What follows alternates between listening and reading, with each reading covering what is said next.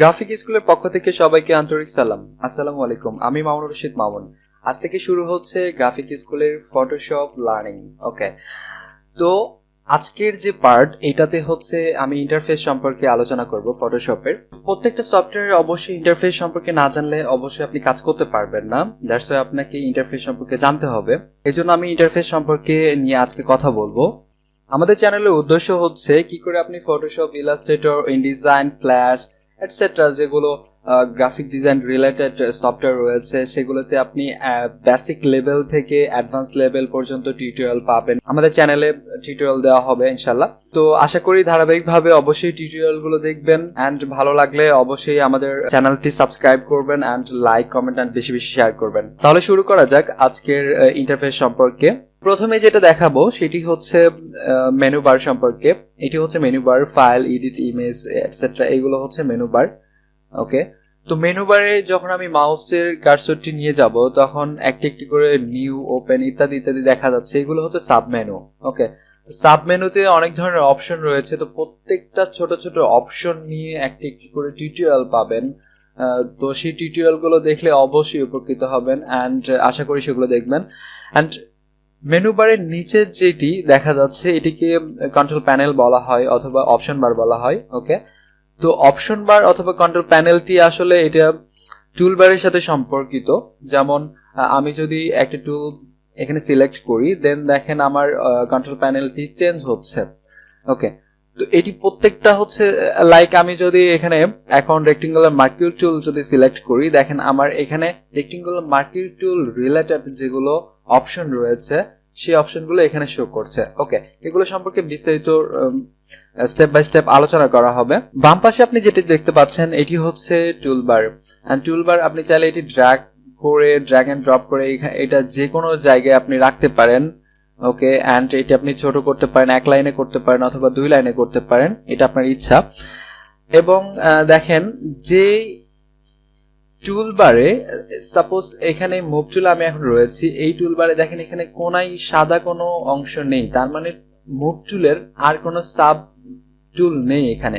ওকে, আমি এখানে দেখতে পাচ্ছি যে এটা যে রেক্টেঙ্গুলার মার্কিউ টুল শো করছে অ্যান্ড এই কোনায় যেটা একটা সাদা একটা অংশ দেখা যাচ্ছে, তার মানে বুঝতে হবে যে এই টুলে আরো অনেকগুলো টুল রয়েছে। ওকে, তো এই টুলগুলো দেখতে হলে আপনাকে অবশ্যই এই টুলের উপর মাউস চেপে একটু ধরে থাকতে হবে, তাহলে এখানে যে আরো টুলগুলো রয়েছে সেই টুলগুলো এখানে শো করবে। এভাবে প্রত্যেকটাতে যখন মাউস আপনি একটু চেপে ধরে থাকবেন তখন বাকি টুলগুলো শো করবে এবং টুলের নামের পাশে এখানে আপনার শর্টকাট গুলো শো করছে যে কোন টুলের কি শর্টকাট, এটা বাই ডিফল্ট অবস্থায় রয়েছে।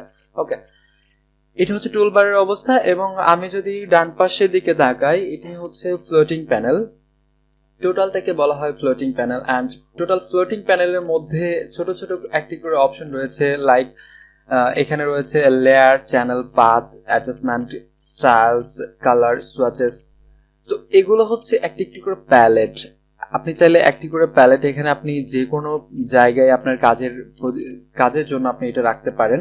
ওকে, অ্যান্ড এটা যদি আবার আগের পজিশনে বাই ডিফল্ট অবস্থায় যদি ফিরিয়ে যেতে চান তাহলে সেক্ষেত্রে আপনাকে এখানে এসেনশিয়াল এখানে ক্লিক করে জাস্ট রিসেট এসেনশিয়াল করে দিলে হবে, অথবা মেনু বার থেকে window menu and window menu থেকে ওয়ার্কস্পেস থেকে রিসেট এসেনশিয়ালসে ক্লিক করলে দেন আবার পূর্বের অবস্থায় ফিরিয়ে যাবে। ওকে, তো আমি চাচ্ছি যে আমার অ্যাডজাস্টমেন্টটা প্রয়োজন নেই এখানে, তো আমি এটা কেটে দিব। তাহলে কি করে?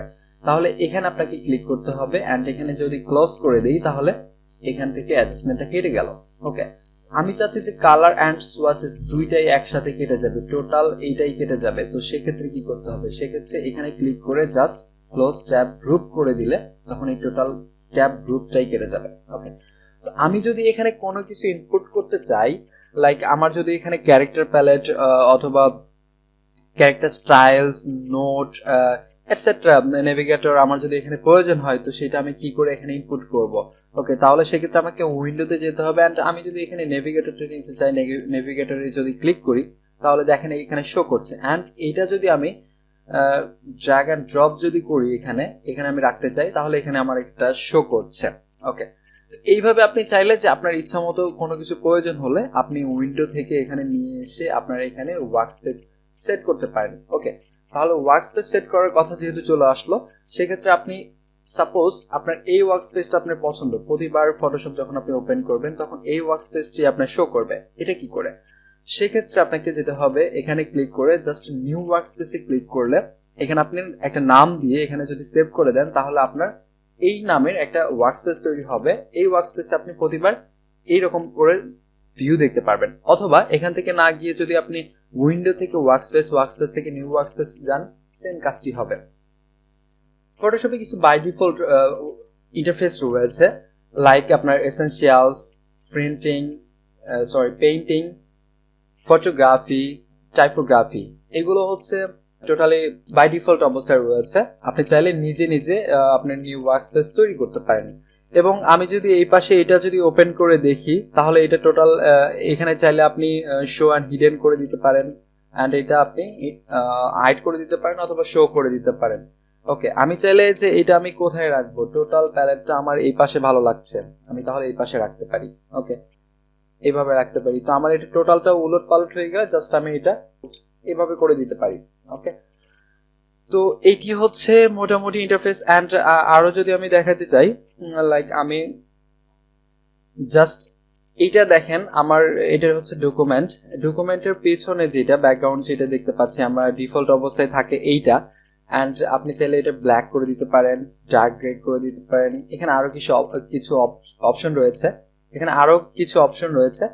আপনি এখানে থেকে কাস্টম করে দিতে পারেন এবং সিলেক্ট কাস্টম কালার থেকে আপনি পছন্দ মতো যে কোনো কালার এখানে চুজ করে আপনি ব্যাকগ্রাউন্ডে আপনি এটা দিতে পারেন।